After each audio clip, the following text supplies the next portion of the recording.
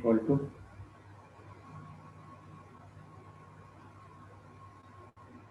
Three to infinite del n minus one minus k, यही है ना?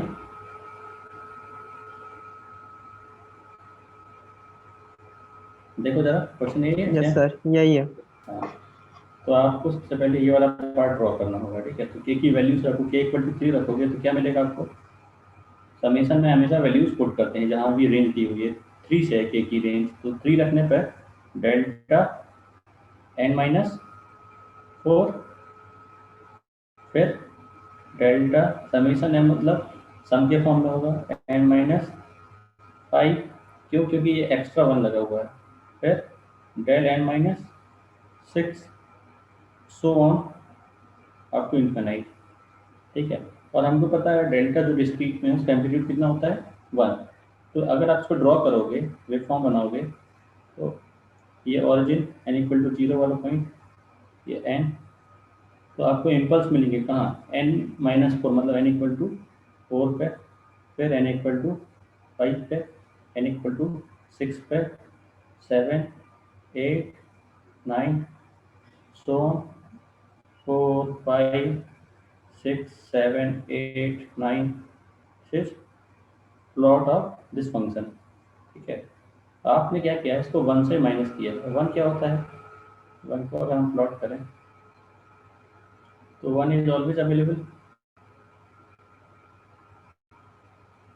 ये हर समय अवेलेबल होगा, ये 1 का प्लॉट है। दोनों को माइनस करोगे तो रिजल्टेंट प्लॉट जो होगा b माइनस से सेकेंड माइनस फर्स्ट करने पे, देखो जहाँ भी सैंपल्स प्रेजेंट होंगे, यहाँ 4 से लेके इनफाइनाइट तक सैंपल्स प्रेजेंट हैं, और यहाँ हर जगह प्रेजेंट है 0, -1, +1, 2, 3, 4, यहाँ -2, -3। तो एट लास्ट जब आप माइनस करोगे तो 4 वाले sample at n equal to 4 यहाँ भी प्रेजेंट है, यहाँ भी प्रेजेंट है, दोनों सब्सट्रैक्ट हो जाएंगे। तो आफ्टर 4, ठीक है, यू विल गेट 0। 4 के बाद आपको 4 से लेके आगे हर एक पॉइंट पे यू विल गेट 0 सब्सट्रैक्शन से, बाकी सारे सैंपल्स प्रेजेंट होंगे। तो दिस इज 0, 1, 2, 3, -1, -2, -3।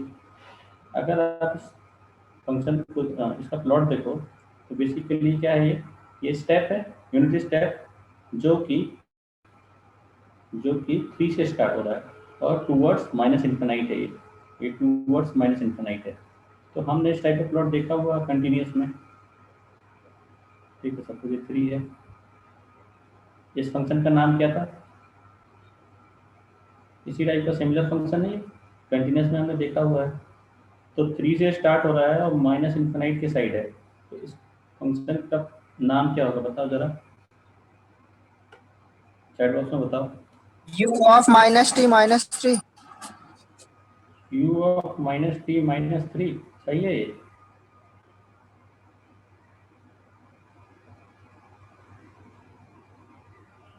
बाकी लोग चेक करो, u ऑफ -t - 3 ये करेक्ट है?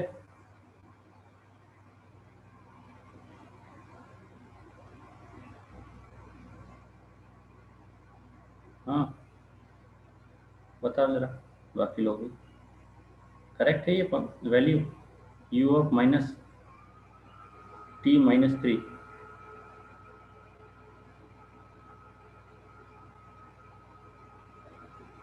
या कुछ और होगा? u ऑफ -t - 3 का प्लॉट अगर बनाओगे तो कहाँ से कहाँ तक होगा? Sir u of -n + 3। Good, u of -n + 3 होगा। नहीं -3 क्यों होगा? देखो u ऑफ -t - 3 अगर आप बोलते हो तो this is -t - 3 equal to 0, -t equal to 3, t equal to -3। क्योंकि माइनस लगा तो ये लेफ्ट साइडेड होगा, लेफ्ट साइडेड मतलब टूवर्ड्स माइनस इन्फिनाइट। तो t इक्वल टू -3 से स्टार्ट होते हुए माइनस इन्फिनाइट तक, ये होगा प्लॉट u ऑफ -t - 3 का। इसके लिए आपको अगर +3 पे पॉइंट चाहिए और लेफ्ट साइडेड, तो लेफ्ट साइडेड के लिए तो -t होना ही है, t नेगेटिव होगा तभी रिवर्सल, ठीक है? तो t नेगेटिव। अब t इक्वल टू 3 से स्टार्ट करना तो this must be t plus 3। चाहो तो ut से आप इसको क्या कहते हैं ड्रॉ कर सकते हो। कैसे? सबसे पहले आप ut लोगे, फिर इसमें रिवर्सल अप्लाई करोगे तो u ऑफ माइनस टी होगा, फिर इसको शिफ्ट कर दोगे राइट साइड, तो राइट साइड शिफ्ट करने के लिए +3 यूनिट, तो +3 क्योंकि माइनस टी ऑलरेडी हमने कर दिया है क्योंकि शिफ्टिंग बाद में की गई है, +3 शिफ्टिंग अगर सर, पहले। हाँ यहाँ t की जगह ही पूरे में t-3 रख रहा है ना, तो ब्रैकेट हाँ खोलने के एग्जैक्टली, बाद अगर आप शिफ्टिंग पहले करोगे तो ये हो जाएगा u of minus of t-3 ऐसे। क्लियर है सभी को ये? तो फाइनली जो आपका फंक्शन है u of minus n plus 3, u of minus n plus 3, और इसको हमने m n plus n naught लिखा हुआ है। तो m की वैल्यू क्या हो गई? कोफिशिएंट कंपेयर करोगे तो -1 -1, और एन नॉट 3। 3। अच्छा m n minus n naught दिया क्या क्वेश्चन में? क्वेश्चन में क्या पूछा है वो देख लेते हैं।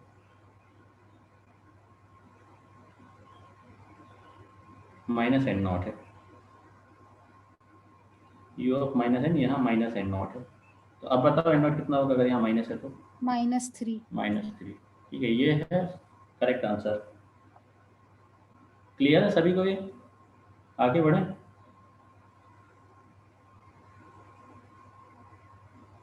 यस। ठीक है, यस सर। ठीक है। एक और पार्ट है डिस्क्रीट के लिए, हमने इवन और सिग्नल स्टार्ट किया था, ये तो मैंने आप लोगों को करने के लिए दिया। हाँ, और पार्ट प्लॉट किया इस क्वेश्चन का?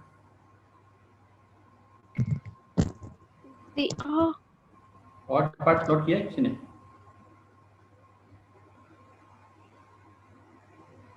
बताओ किया या नहीं किया? चलो नहीं किया तो अच्छी बात है, नेक्स्ट क्वेश्चन पे चलते हैं।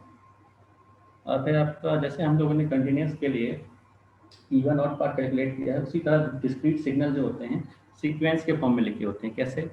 इस टाइप का ब्रैकेट यूज किया होगा और अंदर सैंपल्स की वैल्यू लिखी होगी 1 2 3 4 5। ठीक है, कहीं इस तरीके का एरो हेड बना होगा। तो एरो हेड क्या बताता है? ये ऑरिजिन, आपके सिग्नल में ऑरिजिन पॉइंट किधर है। ठीक है, दिस इज ऑरिजिन। तो कैसे प्लॉट करोगे? अगर इसका प्लॉट बनाओगे, ऑरिजिन पे जो सैंपल उसकी एम्पलीट्यूड की वैल्यू 3, ठीक है, फिर 2, यहाँ 1, यहाँ 4 और नेक्स्ट 5, n इक्वल टू 0 1 2 -1 -2। ठीक है, तो इस टाइप के आपको डिस्क्रीट सीक्वेंस दिए होंगे और उन क्वेश्चंस में आपसे क्या पूछा जाता है? आपसे पूछा जाएगा कॉन्जुगेट सिमेट्रिक पार्ट और कॉन्जुगेट एंटी सिमेट्रिक पार्ट। ठीक है, तो ध्यान रखो इवन और जैसे हमने किया हुआ है एक्स एन, ठीक है, even part x n plus x minus n whole divide by 2, x 0n या एक्स ऑड, यह है x n minus x of minus n whole divide by 2।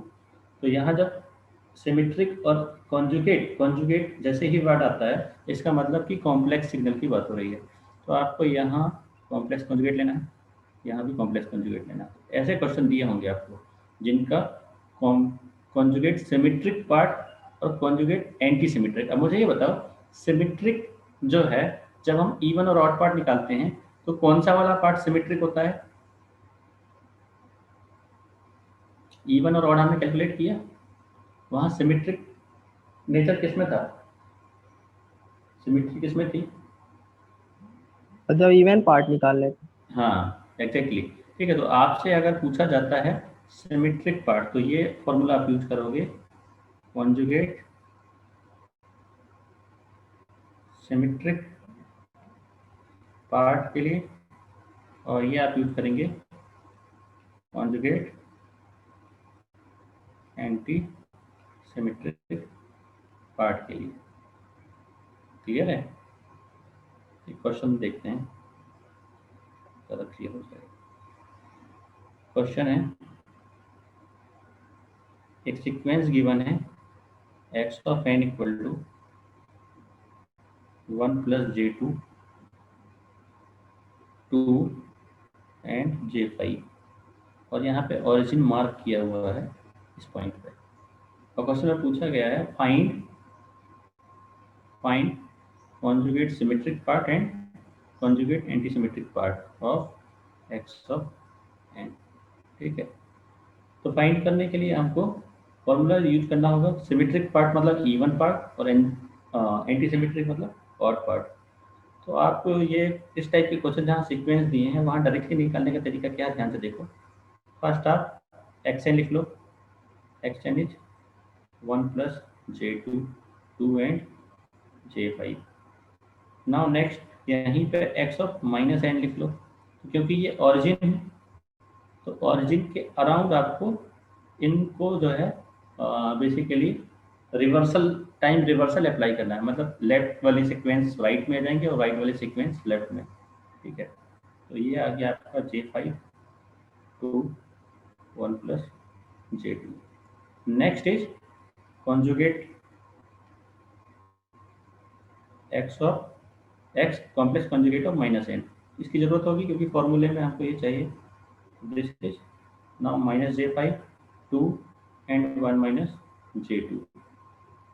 Clear है? देखो मैंने क्या किया, फर्स्ट एक्स एन लिखा, फिर x of minus n, then conjugate of minus n. अब कॉन्जुगेट सिमेट्रिक पार्ट मतलब एक्स ई ऑफ एन, और कॉन्जुगेट एंटी सिमेट्रिक पार्ट मतलब एक्स ओ ऑफ एन। ये आपको कैलकुलेट करना है। करो, कैसे करेंगे? आपको ऐड करने हैं इन दोनों को सिमेट्रिक पार्ट के लिए और डिवाइड बाय 2 करना है। तो 1 plus J2 minus J5 point two point, पहला वाला सैंपल पहले वाले से, दूसरा वाला दूसरे से, थर्ड वाला थर्ड से। क्लियर है? 1 प्लस J2 में माइनस J5 ऐड करो तो क्या हो जाएगा 1 माइनस J3 और whole divide by 2। 2 plus 2 divide by 2 is 2 only, 4 divide by 2। ये हो जाएगा 1 plus J3 divide by 2। Subtract करोगे तो 1 plus J7 divide by 2 0 and minus 1 plus J7 divide by 2। Clear है? तो this is conjugate symmetric part, this is conjugate anti symmetric part. ठीक है, ऐसे क्वेश्चन आपसे पूछे जाएंगे सीक्वेंस में, तो आसान है ये करना डिस्क्रीट के लिए। इवन ऑड हमने कंप्लीट कर लिया है, अभी आगे बढ़ते हैं। Last classification causal and non causal signal. ठीक है, लास्ट क्लासिफिकेशन जो इम्पोर्टेंट है वो है causal and non causal signal. ठीक है, कॉजल सिग्नल और नॉन कॉजल सिग्नल समझो क्या होता है। कॉजल की अगर हम बात करें कॉजलिटी, ठीक है, अभी आगे ये बहुत ज़्यादा यूज भी होने वाला है जब हम सिस्टम स्टार्ट करेंगे। ऐसे क्वेश्चन आएंगे जहाँ पे पूछा जाएगा कि सिस्टम कॉजल है या नॉन कॉजल। तो कॉजल जो है ये बोला जाता है विद रिस्पेक्ट टू टाइम। ठीक है, किसी भी सिस्टम, किसी भी सिग्नल को, नॉट सिस्टम, सिग्नल को हम कॉजल तब बोलते हैं जब वो signal positive values of time के लिए डिफाइन होता है। कॉजल के लिए ध्यान रखो, कैसे देखोगे, causal is defined for positive value of time. ठीक है, कॉजल होता है पॉजिटिव वैल्यू ऑफ टाइम के लिए। जैसे ये सिग्नल हो गया, ठीक है, 2 से, ये हो गया 0 से, इस टाइप का सिग्नल, ये किसी भी टाइप का सिग्नल है जो पॉजिटिव टाइम है। फंक्शन भी चाहो तो आप लिख सकते हो ut -2 ut। ठीक है, रेक्ट t-2, कोई भी आप जो है सिग्नल एग्जांपल में ले सकते हैं। बेसिकली कंडीशन है कि सिग्नल की वैल्यू जो है वो सिर्फ पॉजिटिव वैल्यूज में एग्जिस्ट करनी चाहिए, टी के पॉजिटिव वैल्यूज पे, टाइम की पॉजिटिव वैल्यूज पे। ठीक है, दूसरा केस क्या हो सकता है, non causal.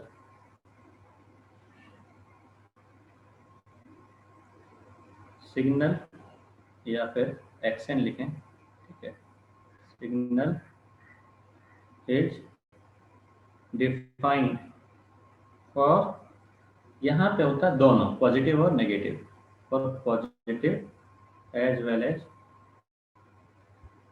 Negative value of time. ठीक है, टाइम में टी और एन दोनों आ जाएगा, मतलब कंटिन्यूस और डिस्क्रीट में ध्यान रखना।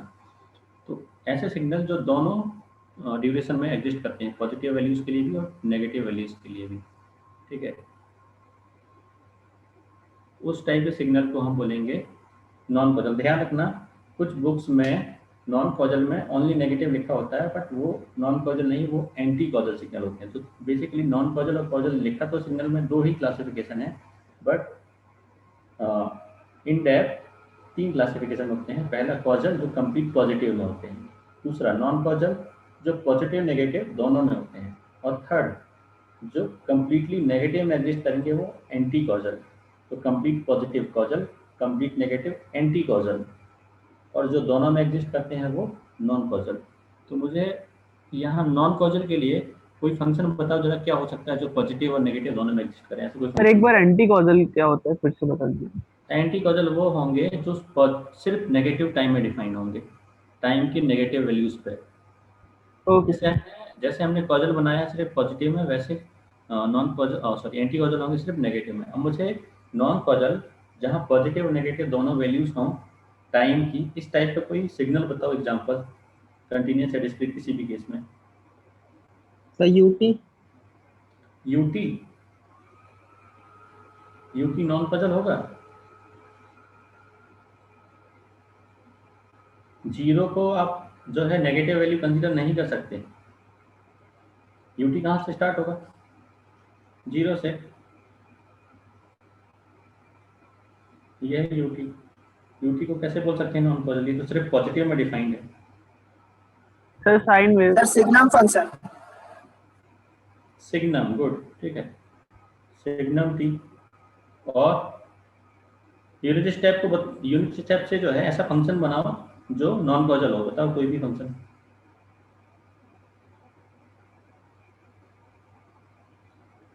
UT +2। U T plus two, हाँ, और u of minus t plus 3। You of minus T plus, good, ठीक है। तो ये है आपके, ये वाला जो प्लॉट होगा वो 3 से इनफाइनाइट, और ये जो प्लॉट होगा वो -2 से इनफाइनाइट। ये 3 से माइनस इनफाइनाइट, ये -2 से प्लस इनफाइनाइट। अब third case anti causal. Anti causal के लिए बताओ मुझे, ये only for negative value of time. Sir sine t नहीं होगा क्या कॉजल? U-T। हाँ, साइन टी भी, साइन टी जो है कॉजल नहीं होगा, साइन टी होगा नॉन कॉजल। साइन टी क्योंकि ये पॉजिटिव नेगेटिव दोनों में एग्जिस्ट करता है, बट साइन टी के साथ अगर यू टी मल्टीप्लाई कर दोगे तो ये कॉजल हो जाएगा। साइन टी यू टी कैसे प्लॉट बनेगा? सिर्फ पॉजिटिव है, इस तरीके से। साइन टी का प्लॉट कैसे बनेगा? पॉजिटिव नेगेटिव दोनों में, ठीक है। अब मुझे एंटी कॉजल के केस बताओ। Anti U-T। कॉजल के u of minus t, good, और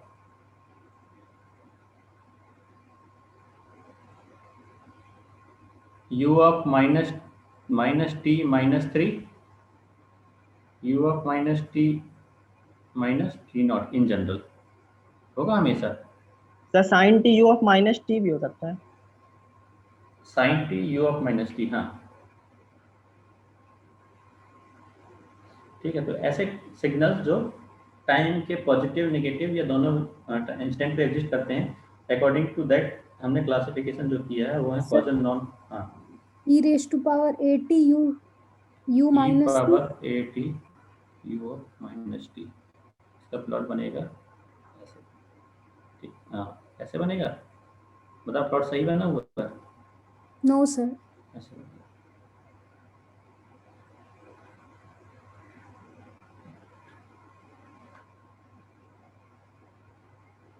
सर e⁻at U ऑफ ना, -t। सही है, आपके सिग्नल सही है, इसका प्लॉट जो है आपका ये हो गया।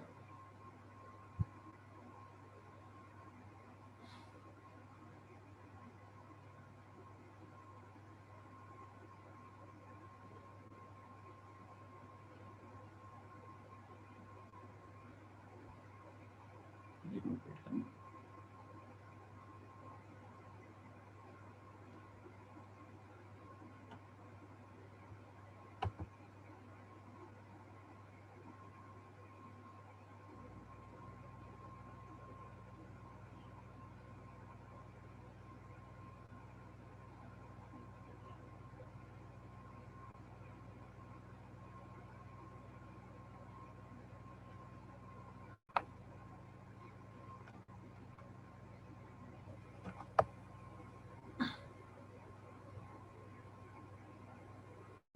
ई पावर -80 u ऑफ -t का प्लॉट बनेगा वन ऑरिजिन से जो है ऑरिजिन पे 1 और तो टुवर्ड्स स्क्रीन नहीं सो इनफिनिट। रही।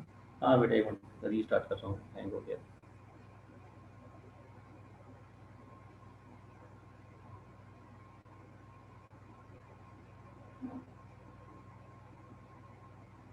अभी हो रही है? Yes sir, yes sir. हाँ, इसका प्लॉट बनेगा इस टाइप का ई पावर -80 u ऑफ -t। ठीक है, ये भी नॉन एंटी कॉजल सीक्वेंस है। ठीक है, अब क्या आते हैं सर अगले पार्ट पे। हाँ हाँ सर एक डाउट है सर, सर एक बार स्क्रीन अप कर दीजिए ना सर, कॉजल वाले में। Yes sir. सर इसमें जो है सर u ऑफ -t+3 जो है सर, हाँ ये तो नेगेटिव में भी जा रहा है ना सर। हाँ, तो ये नॉन कॉजल है, जो पॉजिटिव नेगेटिव दोनों में डिफाइंड होगा। जैसे नॉन कॉजल। Okay sir.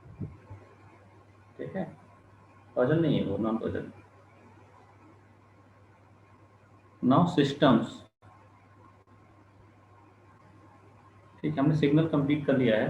अब हम मूव कर रहे हैं नेक्स्ट पार्ट में, जो कि है सिस्टम्स। सिस्टम क्या होता है? What is system? Control system पढ़े हैं ना, क्या होता है सिस्टम?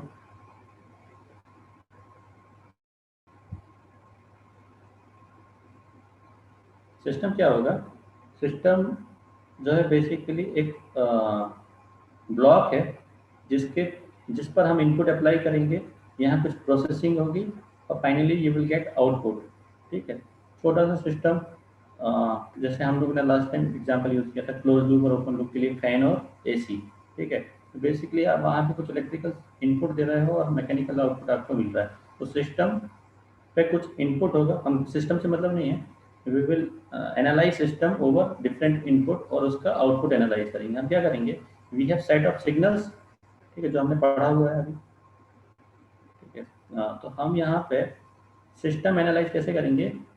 बेस्ड ऑन इनपुट, जो कि अलग अलग सिग्नल्स होंगे, अप्लाई किए जाएंगे उस पर्टिकुलर सिस्टम पे और उसका आउटपुट एनालाइज करेंगे। तो सिग्नल्स में इनपुट जो होगा वो होगा xt और आउटपुट जो मिलने वाला दैट इज yt।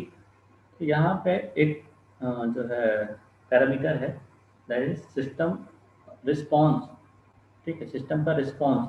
तो रिस्पॉन्स जो होता है basically response is ratio of output to input, और इसको हम रिप्रेजेंट करते हैं xt से। ठीक है, सिस्टम का रिस्पॉन्स xt। तो ये थोड़ा सा ध्यान रखना आगे, xt अगर कहीं यूज कर रहे हैं तो xt basically ratio of output to input of any given system. अब आती है बात क्लासिफिकेशन की, कितने टाइप के सिस्टम पॉसिबल हैं। तो ओवर डिफरेंट पैरामीटर हमने क्लासीफाई किया हुआ है सिस्टम्स को। ठीक है, तो सिस्टम हम देखते हैं। सबसे पहला टाइप है लीनियर। हाँ ये रिस्पॉन्स गेन जैसा रिस्पॉन्स है कि कुछ और है? नहीं बेटा, गेन जो है डीसी वैल्यू, जब हम वहाँ पे मैग्नीट्यूड लेंगे तो वो गेन होगा। अभी यहाँ पे आप फंक्शन के फॉर्म में अगर आपने वैल्यूज लिखी हुई है तो दैट इज रिस्पॉन्स। गेन क्या होगा? गेन न्यूमेरिकल वैल्यू होगी। Okay sir. ठीक है, तो जब भी गेन की बात करोगे आप तो वहाँ न्यूमेरिकल इधर डीसी और एसी, बट वो एक वैल्यू होगी। यहाँ हमने इन टर्म्स ऑफ टी या इन टर्म्स ऑफ एन अगर लिखा हुआ है तो वो होगा आपका response. Response is ratio of output to input. Yes. पहला क्लासिफिकेशन है linear and non linear system. यहाँ से बहुत सारे क्वेश्चन पूछे जाते हैं गेट में भी और आपके आरजीबी में भी, ध्यान से समझना सिस्टम। ठीक है, तो अलग अलग जो है properties, on the basis of different properties ये सिस्टम क्लासीफाई किए गए हैं। पहला क्लासिफिकेशन है लीनियर और नॉन लीनियर, मतलब बेस्ड ऑन लीनियरिटी पहला क्लासिफिकेशन है। Second is time invariant and time variant system. तो on the basis of their nature कि उनका आउटपुट टाइम के साथ वेरी करता है या नहीं, ठीक है। जब हम लोग क्लासिफिकेशन में जाएंगे तो डिटेल्ड में एक एक टाइप देखेंगे। अभी जल्दी जल्दी कुछ नाम लिख देता हूँ। First is linear, second is time invariant, third is causal and non causal system, fourth is static and dynamic system, fifth is stable and unstable system, and last invertible and non invertible system. तो 6 type के system लिखे हैं यहाँ हमने। First is linear and non linear, second is time variant and time variant, third is causal and non causal, fourth static and dynamic, fifth stable unstable, sixth invertible and non invertible. यहाँ से बहुत सारे question पूछे जाते हैं LTI system के। Linear time invariant क्या होता है ये आगे हम देखेंगे। तो ये समझने के लिए ये सारे क्लासिफिकेशन अच्छे से समझ में आने चाहिए, ठीक है। तो ध्यान से देखना, सिस्टम पूछे जाएंगे आपसे क्वेश्चन में कि किस टाइप का सिस्टम है। आसान है, समझ में आ जाएगा, बस ध्यान से समझना होगा, ठीक है, अटेंटिव रहना। तो पहला क्लासिफिकेशन स्टार्ट करता हूँ मैं, linear and non linear. First linear and non linear system. तो बेसिकली सिस्टम क्या है, आपको थोड़ा सा और जो है इजी लैंग्वेज में अपने से समझें कि कोई भी ऑपरेशन अगर आपको परफॉर्म करना है, ठीक है, आपके पास कुछ इनपुट है और आप उससे कुछ जो है एक्शन परफॉर्म करना चाहते हो, तो आप किसी भी टाइप का मैकेनिकल, इलेक्ट्रिकल, इलेक्ट्रॉनिक, किसी भी टाइप का एक सिस्टम यूज करोगे, तो उस सिस्टम का काम होगा आपके इनपुट को वो यूज करेगा अलॉन्ग विथ इंटरनल कंपोनेंट और प्रोसेसिंग करके आपको डिजायर्ड आउटपुट देगा वो सिस्टम। तो सिस्टम का काम है जो आपको एक्शन परफॉर्म कराना है इनपुट में। बेसिकली सिस्टम इनहेरेंटली हर इनपुट में उस टाइप का एक्शन परफॉर्म करेगा। एक सिंपल एग्जांपल है स्क्वायर सिस्टम, ठीक है। ये मतलब मैथमेटिकली मैं समझा रहा हूँ कि एक आपके पास सिस्टम है जो इनपुट को स्क्वायर कर देता है xt, और यहाँ है ये yt। तो यहाँ 2 इनपुट होगा तो आउटपुट में 4, ठीक है, 4 तो 60। तो सिस्टम क्या है, सिस्टम एक ऐसा सिस्टम है जो इनपुट के स्क्वायर को जनरेट करता है आउटपुट में, ठीक है। तो पहला क्लासिफिकेशन है on the basis of linearity, कि आपने जो इनपुट दिया है और जो आपको आउटपुट मिल रहा है yt, क्या वो लीनियर सिस्टम है। लीनियर सिस्टम मतलब सिस्टम इसकी बात हो रही है, ये जो सिस्टम है क्या ये लीनियर सिस्टम है। यहाँ तो हमने स्पेसिफाई कर दिया है स्क्वायर। तो आपको अगर नहीं पता है कि किस टाइप का सिस्टम है, तो आप लीनियरिटी कैसे चेक करेंगे किसी भी सिस्टम की। हर एक सिस्टम पे सेम प्रॉपर्टी अप्लाई करनी है, ठीक है, चेक करने के लिए। अगर वो फुलफिल करेगा तो we will say that system is linear, otherwise non linear. तो लीनियरिटी के लिए 2 प्रॉपर्टीज या 2 कंडीशन फुलफिल होनी चाहिए, ठीक है। पहला होता है, फर्स्ट इज एडिटिविटी।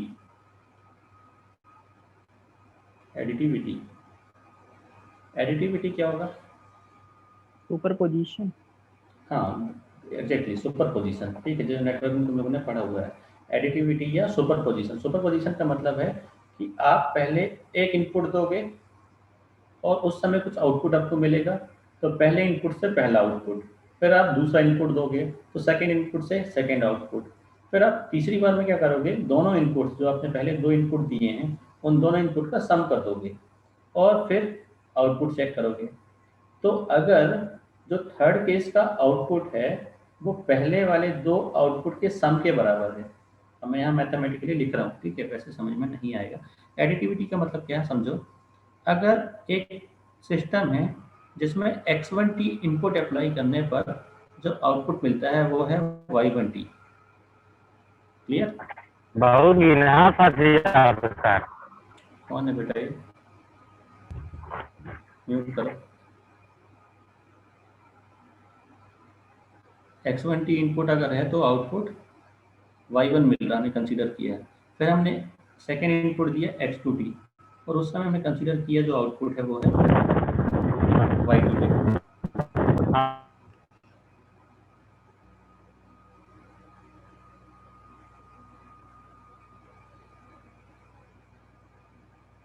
कौन है ये? अभी अनम्यूट किसका हुआ था?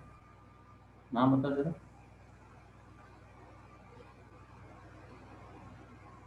शिवम गुप्ता।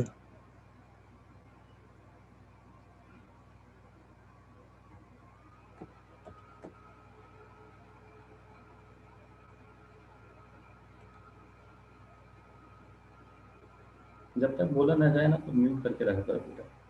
हाँ हाँ, तुम्हें टाइम जो है वेस्ट हो रहा है। देखो एडिटिविटी के लिए कंडीशन है, पहले हमने एक इनपुट अप्लाई किया x1 और उस समय आउटपुट हमने कंसीडर किया y1 मिलता उस सिस्टम से। ऐसे ही x2 इनपुट के लिए आउटपुट y2 मिलता है। अब मैं थर्ड टाइम जो है दोनों का सम अप्लाई कर रहा हूँ, x1t प्लस x2t, और इसके कोरिस्पॉन्डिंग जो आउटपुट है उसको मैंने कंसीडर किया है y3t। ये सभी को क्लियर है कि एक जनरल सिस्टम होगा जिसमें हम पहली बार एक इनपुट x1 अप्लाई करेंगे और आउटपुट उस समय जो भी मिल रहा है उसको मैंने y1 कंसीडर किया है। ऐसे ही x2 अप्लाई किया, आउटपुट हमने y2 कंसीडर किया, और फिर हमने सम ऑफ इनपुट, ये सम ऑफ इनपुट अप्लाई कर दिया, पिछले दो जो भी आपने दो इनपुट दिए हैं उनका सम, और उस समय फिर एक आउटपुट मिलेगा सिस्टम से, वो आउटपुट y3t है। तो हम बोलेंगे सिस्टम में एडिटिविटी फॉलो हो रही है अगर, ठीक है, system y3t equal to y1t हाँ, प्लस y2t होगा। अगर y3t y1t और y2t के सम के बराबर है तो वी विल से कि सिस्टम में एडिटिविटी की प्रॉपर्टी फॉलो होती है। क्लियर है सभी को? अभी मैं Yes, सिस्टम का एग्जांपल भी दूंगा, है ना? Yes, sir. कहीं कुछ अभी कुछ डाउट हो तो पूछ सकते हो साथ ही साथ। सेकंड, किसी भी सिस्टम को हम लीनियर तभी बोलेंगे जब पहले तो एडिटिविटी फॉलो हो, फिर सेकंड चेक जो आप करोगे वो होगा होमोजेनिटी। होमोजेनिटी या इसको बोलते हैं स्केलिंग, ठीक है? इसको स्केलिंग के नाम से ध्यान रखोगे तो ज़्यादा आसानी से याद रहेगा। होमोजीनियस सिस्टम कब होगा? जब वहाँ पे स्केलिंग फॉलो होगी। स्केलिंग मतलब क्या होता है वो समझो।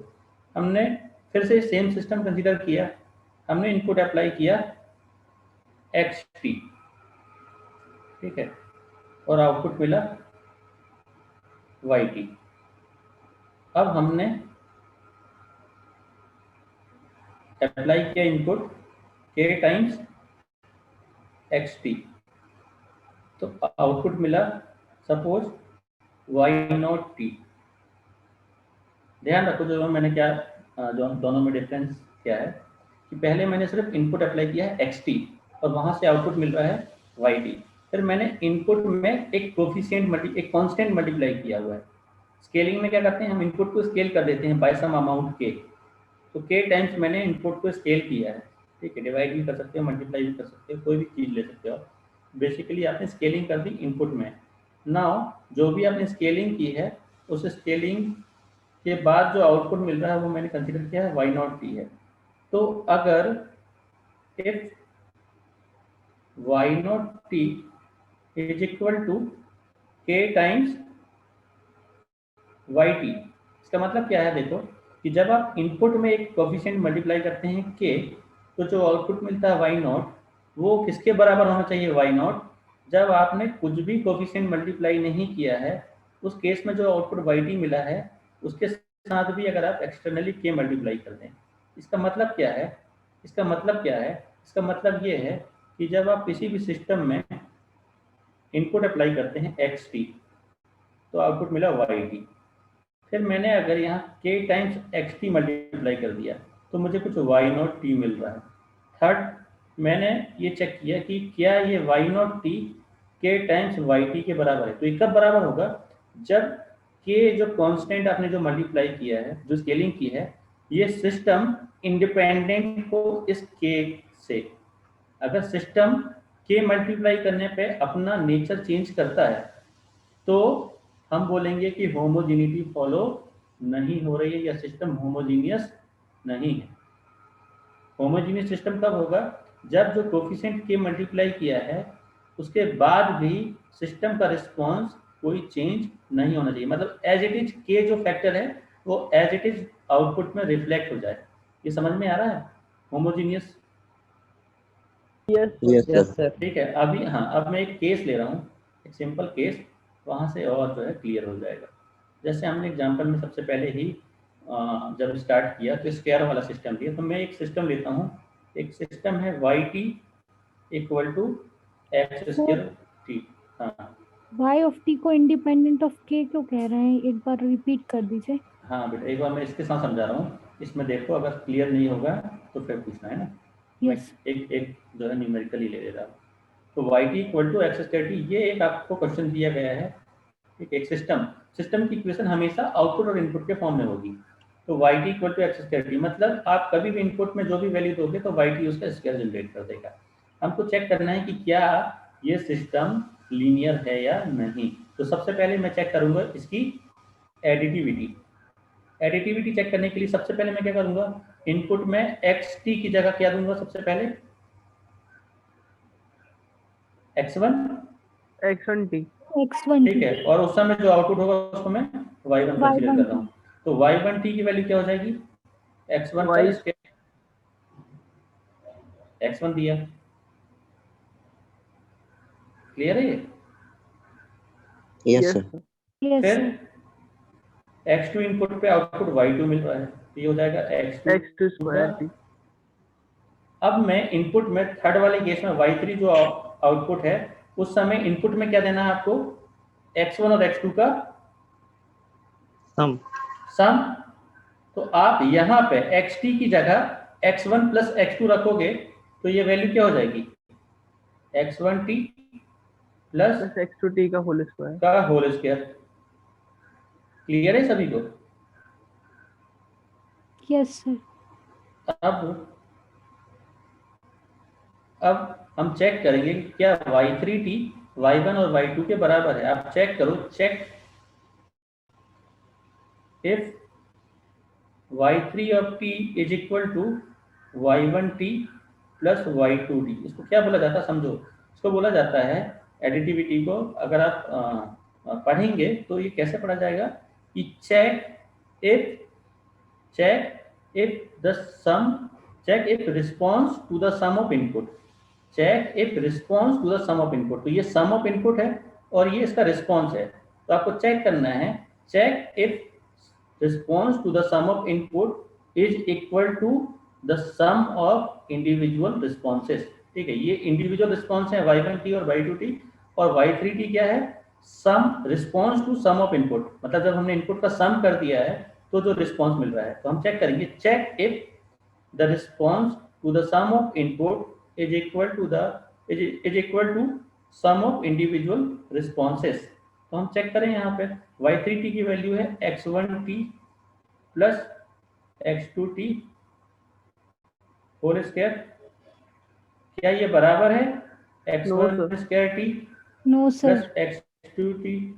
ये बराबर नहीं है। तो एडिटिविटी फॉलो नहीं डज हो रहा। Not follow. तो सर अगर एडिटिविटी नहीं होगी तो हाँ, जैसे ही एडिटिविटी फॉलो नहीं होगी तो आपको चेक नहीं करना है आगे। At that instant we can say system is non linear. उसी समय आप सिस्टम को नॉन लीनियर डिक्लेयर कर दोगे। बट इस केस में मैं आपको क्योंकि समझाना है तो आपको मैं यहाँ होमोजीनियस वाला भी जो है प्रॉपर्टी, हम यहाँ पे होमोजीनियस वाली प्रॉपर्टी भी एक बार चेक करते हैं।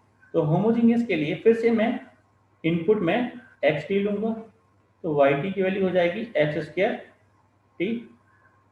अब हम इनपुट में मल्टीप्लाई करेंगे k,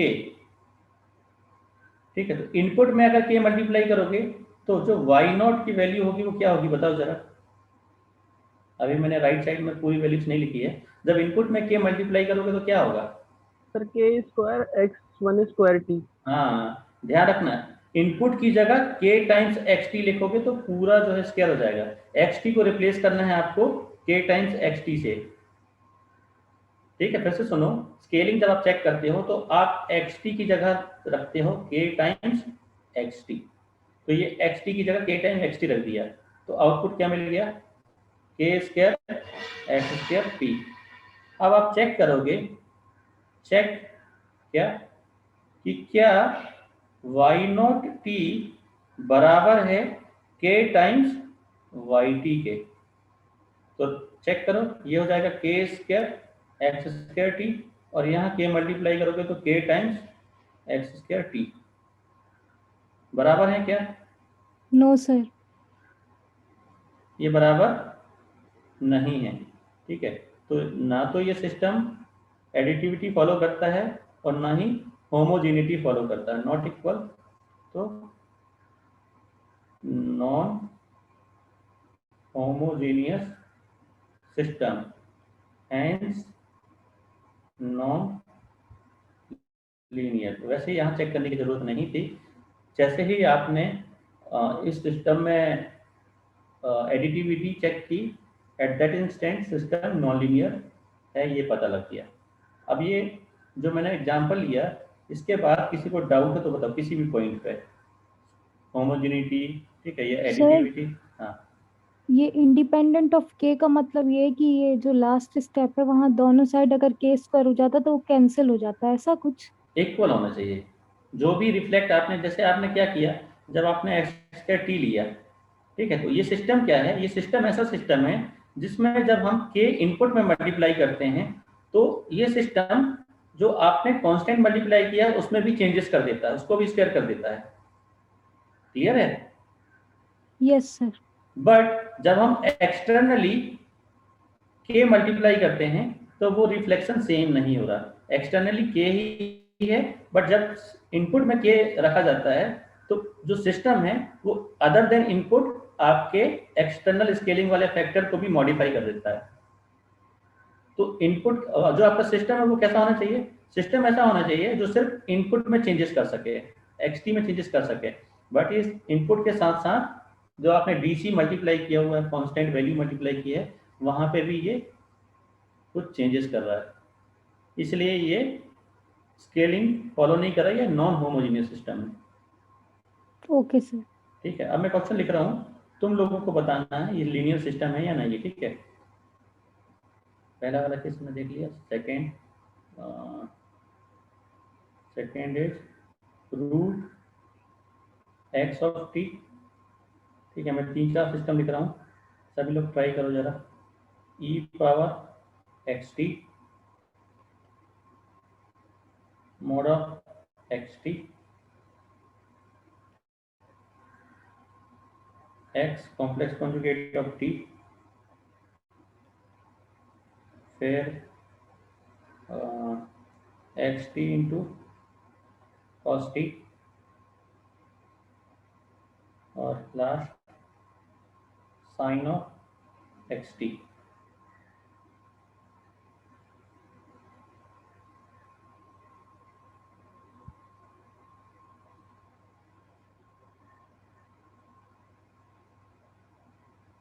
सर पहला वाला नहीं है, under root x of T.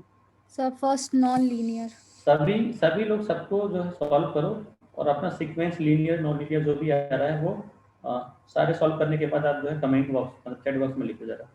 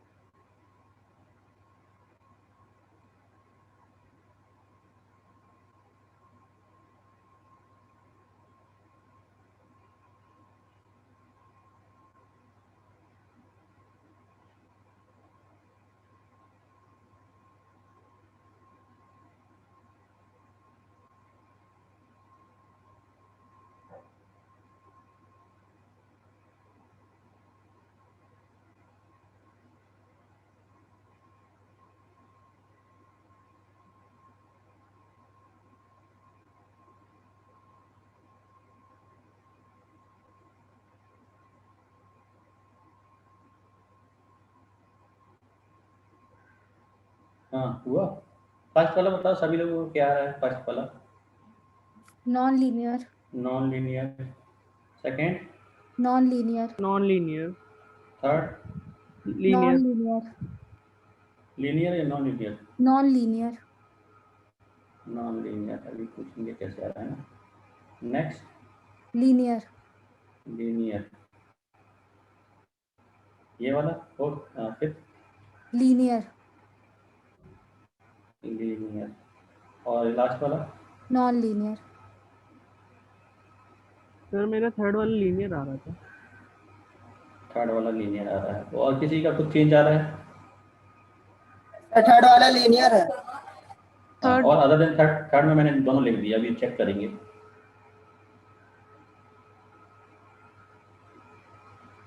और कुछ बाकी सबका सेम आ रहा है? बाकी लोगों ने किया? चैट बॉक्स में लिखो जरा बाकी लोग जो जो सीक्वेंस में लिखो। कैसे लिखोगे? एल और एन एल, ठीक है। एल कॉमा एन एल, जो भी आपका N L comma N L comma N L, जो भी आपका आ रहा है।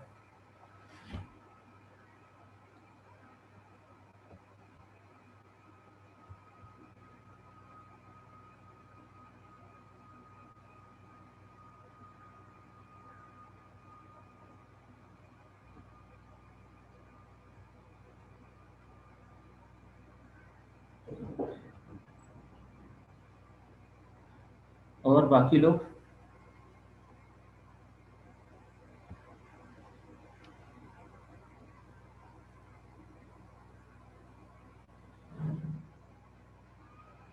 क्वेश्चन एक और देख लो जरा मैं।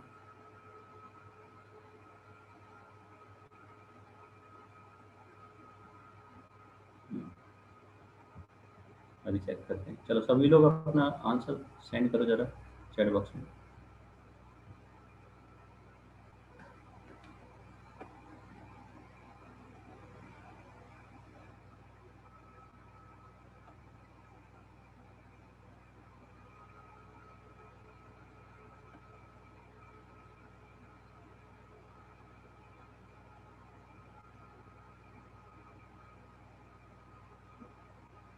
सारे के सारे क्वेश्चन के आंसर किसी के भी सही नहीं, कुछ आंसर गलत है सभी के। चलो अब ट्राई करते हैं, हम लोग देखते हैं। पहला question, root of x t. ये सर मेरा जो मैंने सीक्वेंस बताया बस वही है, बस ये नॉन लीनियर ही है। फर्स्ट नॉन लीनियर, मैंने 6 क्वेश्चन दिए हैं, तुम लोग साथ साथ रिप्लाई में कुछ लोगों ने साथ जो है आंसर कैसे लिख दिए। ठीक है, अभी चेक करो। पहला वाला सभी का नॉन लीनियर आ रहा है, कोई ऐसा जिसका लीनियर है? ये कोई भी ऐसा तो अनम्यूट करके बताओ। सभी का नॉन लीनियर आ रहा है ना पहला वाला? सही है, ये पहला वाला नॉन लीनियर होगा, इसमें एडिटिविटी भी फॉलो नहीं होगी। क्यों? Root of x1t plus root of x2t, ये बराबर नहीं होगा किसके? Root of x1t plus root plus x2t के। मतलब root of a plus b is not equal to root a plus root b. ऐसे ही यहाँ पे हो जाएगा, e power a plus e power b is not equal to e power a plus b। Multiplication होता है, तो ये भी नॉन लीनियर है। सही है। थर्ड वाला किसका लीनियर आ रहा है ये बताओ? सर मेरा। विकास। और कोई नॉन लीनियर? बाकी सबका नॉन लीनियर है, और कोई भी लीनियर वाले? क्या होगा ये सिस्टम, लीनियर होगा या नॉन लीनियर? Non linear. बताओ किस केस के लिए होगा नॉन लीनियर? ये एडिटिविटी फॉलो होगी इसमें? Yes sir, mod of Yes, a plus b नहीं equal to mod a plus mod b हो जाएगा। सर नहीं होगी एडिटिविटी। नहीं होगी। किस केस के लिए नहीं होगी? सर जैसे कि हम x1t की वैल्यू अगर -3 ले लिए। हाँ, x1t को ही माइनस x1t ले लो। देखो विकास, अगर x1t पहला इनपुट है तो आउटपुट मिलेगा आपको y1t, ये मिलेगा x1t। ठीक है, दूसरा इनपुट मैंने माइनस x2t लिया है, तो आउटपुट क्या मिलेगा? माइनस x2t रखने पे again you will get y2t positive. क्यों? मॉड वाला सिस्टम है तो मॉडुलस जनरेट कर देगा, तो y2t प्लस x2t मिल जाएगा, जबकि इनपुट क्या दिया गया था? Minus x2। अब मैं इनपुट क्या रखूंगा? x1t minus x2t। इसका मॉड जो है ये होगा y3t। अब इन दोनों को, एक मिनट, इन दोनों का सम देखो, x1t प्लस x2t और y3 क्या मिल रहा है, दोनों का डिफरेंस। क्यों? क्योंकि इंडिविजुअल अगर नेगेटिव इनपुट होंगे तो वो मॉडुलस जनरेट कर देगा। साथ ही साथ स्केलिंग भी अगर आप लगाओगे तो अगर इनपुट में माइनस के मल्टीप्लाई करोगे तो वो प्लस के हो जाएगा मॉड के कारण, बट एक्सटर्नली जब इनपुट में आउटपुट में आप जब मल्टीप्लाई करोगे माइनस के तो वो माइनस ही होगा। ये समझ में आया कितने लोगों को कि मॉड वाला सिस्टम जो है इसमें k की जगह माइनस के ऑफ xt लिख दो तो ये मॉड जनरेट कर देगा पॉजिटिव, और जब एक्सटर्नली आउटपुट में k टाइम्स yt करोगे तो ये दोनों इक्वल नहीं होंगे, मतलब yt की जगह xt आ जाएगा मॉड, तो minus k times mod xt only, तो ये नॉन लीनियर हो जाएगा। क्लियर है? Yes sir. अगला देखते हैं।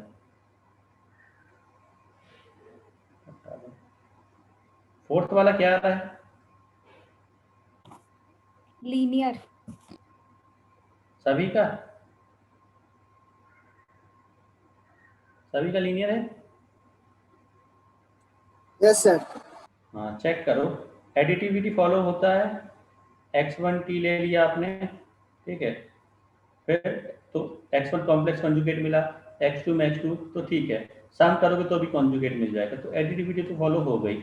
अब स्केलिंग के लिए देखते हैं। स्केलिंग में सपोज मैंने मल्टीप्लाई किया है 2 टाइम्स xt, तो 2 टाइम्स xt का कॉन्जुगेट 2 टाइम्स xt, और आपको आउटपुट में 2 टाइम्स yt करने पे 2 टाइम्स x कॉन्जुगेट t, मतलब सेम 2xt मिल गया। बट अब मुझे ये बताओ 2 प्लस j3 ये मल्टीप्लाई करके देखो, ठीक है, तो पहले आप इनपुट में रिप्लेस करो 2 प्लस j3 टाइम्स xt, इसका कॉन्जुगेट लो, क्या मिलेगा conjugate, 2 minus j3 x conjugate t, और जब 2 प्लस j3 को yt में मल्टीप्लाई करोगे तो क्या मिलेगा, 2 plus j3 x conjugate t। तो यहाँ पे होमोजेनिटी फॉलो हो रही है? No sir. No sir. ये समझ में आ रहा है कि कॉन्जुगेट सिस्टम में जब आप मल्टीप्लाई करोगे ऐसा कांस्टेंट जो कॉम्प्लेक्स नंबर हो या इमेजिनरी है जहाँ पे, तो एक्सटर्नली इमेजिनरी मल्टीप्लाई करने पे उसका कॉन्जुगेट तो मिलेगा नहीं आउटपुट में मल्टीप्लाई करने पे, बट इनपुट में जब मल्टीप्लाई करोगे तो क्योंकि सिस्टम आपका कॉन्जुगेट जो है सिस्टम कॉन्जुगेट कैलकुलेट करता है इनपुट का, तो जब j मल्टीप्लाई करोगे इनपुट में तो j का कॉन्जुगेट माइनस j हो जाएगा, बट आउटपुट में जब आप मल्टीप्लाई करोगे तो j ही मल्टीप्लाई होगा, माइनस j मल्टीप्लाई नहीं होगा। तो ये सिस्टम लीनियर है क्या? नहीं है, ये है नॉन लीनियर सिस्टम। क्लियर है सभी को? किसी को डाउट हो तो बताओ, है किसी को डाउट? सर अगर जो स्केलिंग वैल्यू है अगर वो कॉम्प्लेक्स हो गई तो ये नॉन लीनियर हो जाएगा। हाँ, तो अब ध्यान रखना, सुनो, इसका मतलब ये है कि आप किसी भी सिस्टम को लीनियर तभी बोलते हैं जब वो सारे सेट्स ऑफ इनपुट में जो भी पॉसिबल सेट्स हैं उन सारे सेट्स में वो लीनियर हो। अगर एक भी इनपुट में अगर वो फेल हो गया तो सिस्टम हो जाएगा नॉन लीनियर। इसका मतलब ये है कि अगर हम फोर्थ वाले सिस्टम में रियल नंबर्स इनपुट देते हैं, स्केलिंग में रियल वैल्यूज अगर मैं मल्टीप्लाई करूंगा तब तो कोई दिक्कत नहीं होगी। ये फेल कब होगा? सिर्फ कॉम्प्लेक्स और इमेजिनरी पार्ट के लिए, कॉम्प्लेक्स या इमेजिनरी पार्ट के लिए ही ये सिस्टम फेल होगा। तो क्योंकि वो फेल हो रहा है उन नंबर्स के लिए तो वो system in general non linear system होगा। क्लियर? Okay sir. हाँ, अब फिफ्थ वाला लीनियर होगा या नॉन लीनियर? लीनियर। कोई ऐसा जिसका ये नॉन लीनियर आ रहा है आंसर? कोई भी नहीं है, ये सही है, लीनियर सिस्टम होगा। क्यों? क्योंकि xt में cos t मल्टीप्लाई करोगे तो x1t इंटू cos t मिलेगा, फिर दूसरे बार x2t इंटू cos t मिलेगा, फिर आप इनपुट में x1t प्लस x2t रिप्लेस करोगे तो भी cos t मल्टीप्लाइड होगा इंडिविजुअल में, तो यहाँ एडिटिविटी फॉलो होगी। फिर स्केलिंग करोगे आप k टाइम्स xt, इनपुट को रिप्लेस कर दो तो भी कोई दिक्कत नहीं है, और एक्सटर्नली k मल्टीप्लाई करो तो भी सेम मिलेगा। इसका मतलब क्या, आप समझो, इसका जो है कंक्लूजन क्या है, cos t एक नोन सिग्नल है, नोन, तो अगर नोन सिग्नल से इनपुट मल्टीप्लाई होता है नॉन सिग्नल से अगर इनपुट मल्टीप्लाई करोगे तो जो सिस्टम होगा वो लीनियर सिस्टम ही रहेगा, वो नॉन लीनियर नहीं होगा। नॉन या कांस्टेंट से मल्टीप्लाई करोगे अगर इनपुट को, तो वो जो भी सिस्टम है वो नॉन लीनियर नहीं होगा, वो लीनियर होगा। कंडीशन है कि जो सिग्नल है ये इंडिपेंडेंट ऑफ इनपुट होना चाहिए, ठीक है, इंडिपेंडेंट ऑफ इनपुट है इसीलिए। लास्ट वाला देखो, साइन ऑफ एक्स टी, ये किसी का लीनियर आ रहा है क्या? सभी का नॉन लीनियर है। Yes sir, non linear. हाँ सर, Yes, का sir, non-linear है। पहले बार में ये आ गया होगा, क्यों? Sine of a plus b is not equal to sine a sine a plus sine B.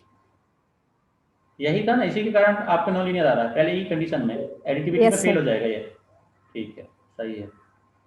एक और सिग्नल बताओ जरा मुझे। एक सिग्नल मैंने ये लिखा है x1t, सिस्टम लिखा है x1t इंटू x2t, ये है yt के बराबर।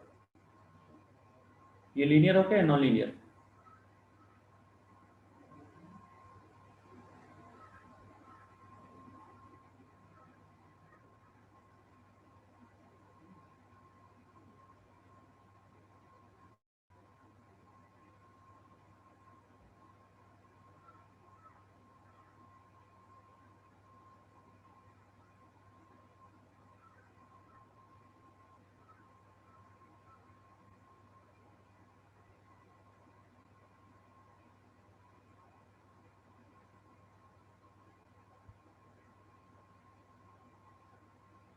सर लीनियर होगा।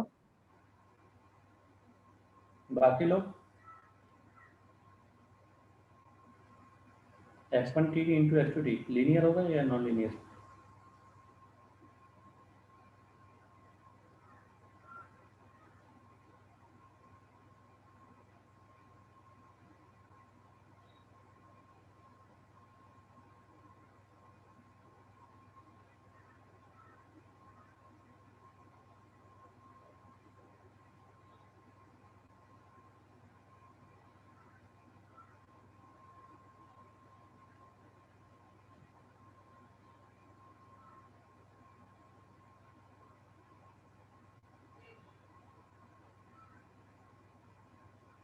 किसी ने नहीं किया?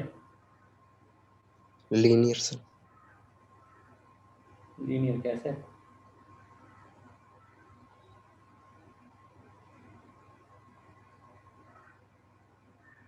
अच्छा एक बार बताओ, x sir non square t, linear होगा। X sir square t non linear है।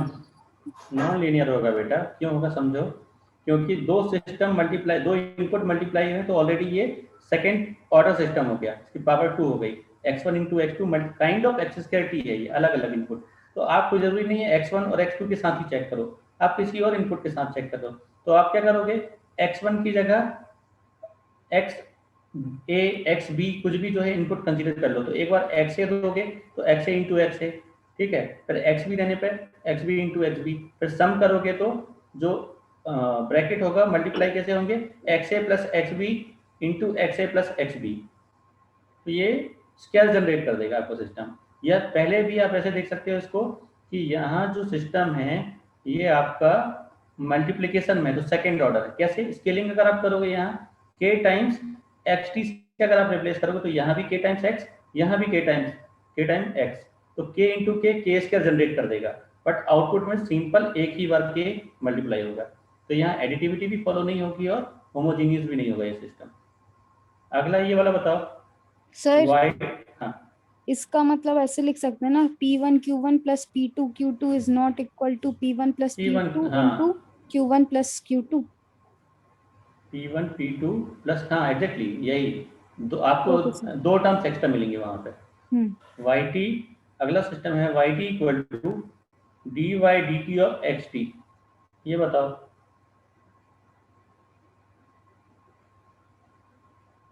और इसी के साथ yt equal to integration of xt dt। एक और लिख देता हूँ, yt equal to t square xt।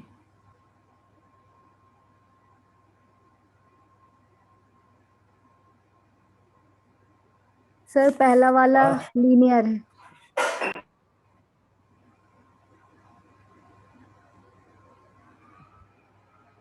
पहला वाला लीनियर, बाकी लोग भी करो जरा, बताओ मुझे। यस सर, पहला वाला लीनियर है। और बाकी दो?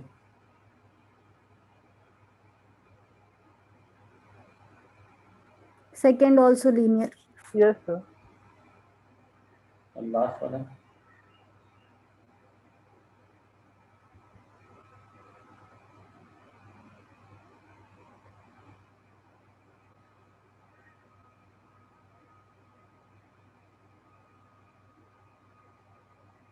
Third also linear. तीनों लीनियर है? Yes sir. सभी के? Yes sir. सही है, तीनों लीनियर होंगे। यहाँ एडिटिविटी भी फॉलो होगी, स्केलिंग भी फॉलो होगी, यहाँ भी और यहाँ भी। तो इसका कंक्लूजन क्या समझो, सारे सिस्टम डिफरेंशिएशन जहाँ पे होंगे वो होते हैं लीनियर। डिफरेंशिएशन और इंटीग्रेशन ये लीनियर सिस्टम होते हैं, ध्यान रखना इन जनरल। ठीक है, कुछ क्वेश्चन कल भी करेंगे हम लीनियर के। सर हाँ, एक डाउट है। हाँ। ये सेकंड में एडिटिविटी लगा के तो लीनियर निकाल दिए, पर जब हम इंटीग्रेशन करते हैं तो पावर तो इंक्रीज होती है ना। मतलब जैसे हम टी का इंटीग्रेशन करेंगे तो टी स्क्वायर देगा, तो वो तो नॉन लीनियर टर्म है ना। तो बेटा टी तो इनपुट ही नहीं ना, एक्स टी इनपुट है। सर एक एग्जांपल दे दीजिए ना। हाँ, इसमें आप एडिटिविटी लगाओगे पहले x1t, ठीक है, तो आपको इनपुट पहला इंटीग्रेशन स्प्लिट हो जाएगा ना। हाँ, इंटीग्रेशन स्प्लिट हो जाएगा। आप चाहे x1t को इंटीग्रेट करो, ठीक है, दूसरा मिलेगा y2t में x2t, और थर्ड केस क्या मिलेगा, तो आप सम करके इंटीग्रेट करो या इंटीग्रेशन का सम कर दो, ओके सर, आंसर सेम होगा। यस सर, क्लियर है। आप t, हाँ ठीक है। थर्ड वाला केस इन दोनों से तो ये कंक्लूजन निकला कि डिफरेंशिएशन और इंटीग्रेशन हमेशा लीनियर सिस्टम होते हैं। ठीक है, यहाँ के क्वेश्चन कल और मैं कुछ करूँगा तो बताना कि उनका आंसर क्या होगा। और थर्ड केस से ये पता लगा कि अगर आप मल्टीप्लाई करते हैं t, मतलब टाइम का मल्टीप्लिकेशन करने पर सिस्टम की लीनियरिटी ब्रेक नहीं होती। सिस्टम लीनियर होगा, t की कोई भी पावर मल्टीप्लाई कर दो, मतलब 2t प्लस अगर आपने जो भी मल्टीप्लाई किया हुआ है 3t square plus 6t power 3, तो जो सिस्टम होगा आपका स्टिल लीनियर सिस्टम होगा, नॉन लीनियर नहीं होगा वो। सर टी चेंज नहीं होगा ना, टी एक कांस्टेंट है ना। टी कांस्टेंट नहीं बेटा, टी वेरिएबल है, टी वेरी हो रहा है। सर एक बार ये वाला बता दीजिए, थर्ड वाला। हाँ देखो, टी पहली बार x1 रखोगे तो मिलेगा t square x1t, second t square x2t, ठीक है, तो ये हो जाएगा आपका y1, ये हो जाएगा आपका y2, और थर्ड टाइम आपको रखना है यहाँ पे t स्क्वायर ब्रैकेट में x1t प्लस x2t, ये आपका हो गया y3। अब चेक करो y3 y1 y2 के सम के बराबर है कि नहीं। एग्जैक्टली होगा, क्यों? क्योंकि t स्क्वायर एक्चुअली अगर हम इनपुट की बात करें तो इन टर्म्स ऑफ इनपुट वो एज अ कांस्टेंट बिहेव कर रहा है, मतलब इंडिपेंडेंट ऑफ इनपुट है, वैसे कांस्टेंट नहीं है बट इनपुट जैसे वेरी नहीं होगा, क्योंकि xt इनपुट है और t इंडिपेंडेंट है इनपुट से, इसीलिए t का मल्टीप्लिकेशन करने से कोई भी चेंज नहीं होगा, यहाँ पे एडिटिविटी फॉलो होगी। ऐसे ही स्केलिंग करोगे तो k टाइम्स, वही डाउट हो रहा था कि टी एट पर्टिकुलर स्टेज में सर वो कांस्टेंट जैसे बिहेव करेगा ना। एग्जैक्टली, इंडिपेंडेंट ऑफ इनपुट है, इसीलिए यहाँ पे स्केलिंग और होमोजेनिटी और एडिटिविटी ब्रेक नहीं हो रही। ठीक है, तो यहाँ हमने फर्स्ट क्लासिफिकेशन कर लिया सिस्टम का। अगली क्लास में नेक्स्ट क्लासिफिकेशन करेंगे। प्रीवियस गेट के बहुत सारे लीनियर नॉन लीनियर वाले क्वेश्चन हैं या जो टेस्ट सीरीज में पूछे गए हैं, वो क्वेश्चन की प्रैक्टिस करो या मन से कोई इनपुट एज्यूम करो और फिर देखो करके कि आंसर सही आ रहा है या नहीं। ठीक है, अगली वाली क्लास में नेक्स्ट करेंगे।